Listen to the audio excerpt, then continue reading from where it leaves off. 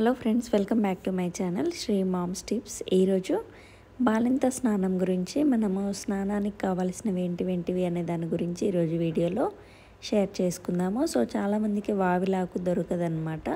So అది దొరకని వాళ్ళు వేపాకుతోనే ఇలా నేను చెప్పినట్టుగా ట్రై చేసుకోవచ్చు. సో ముందుగా వేపాకుని కడగాలన్నమాట. మంచిగా 2-3 సార్లు కడిగేసి దాంట్లో పసుపు ఇంకా ఉప్పు వేసి దీన్ని మిక్సీ పట్టుకోవాలి. లైట్గా వాటర్ వేయండి, ఎక్కువ వేయద్దు. సో నాకైతే కొంచెం వాటర్ ఎక్కువైనాయి.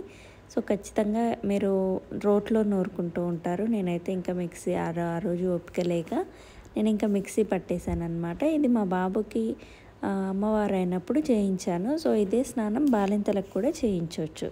సో వాళ్ళకి ఏంటంటే బాడీ అంతా కూడా ఇచ్చింగ్ వస్తూ ఉంటుంది. సో అలా రాకుండా కంప్లీట్గా 9వ రోజు స్నానం ఇలా చేపిస్తారు.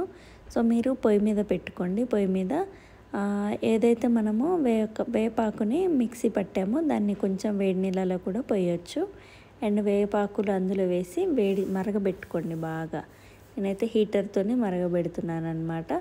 సో ఇలా గ్రైండ్ చేసుకున్నాక కొంచెం ముద్దలాగా అవుతుంది ఇది. దాంట్లో కొంచెం నువ్వుల నూనె అనేది కలపండి, లేదా మీ ఇంట్లో ఏదైనా నూనె ఉంటే అది కలుపుకోవచ్చు. కొబ్బరి నూనె అయినా మంచి నూనె అయినా ఏదైనా సరే కలపొచ్చు.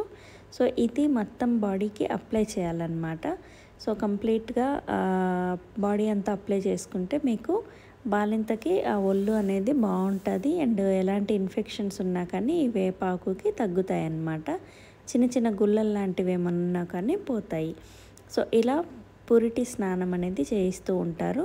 సో ఈ ప్లేస్లో మీరు నీళ్ళు మరగబెట్టే దగ్గర వాయిలాకు కూడా వేసుకోవచ్చు అనమాట. ఆయిలాకు అంటారు, వావిలాకు అంటారు.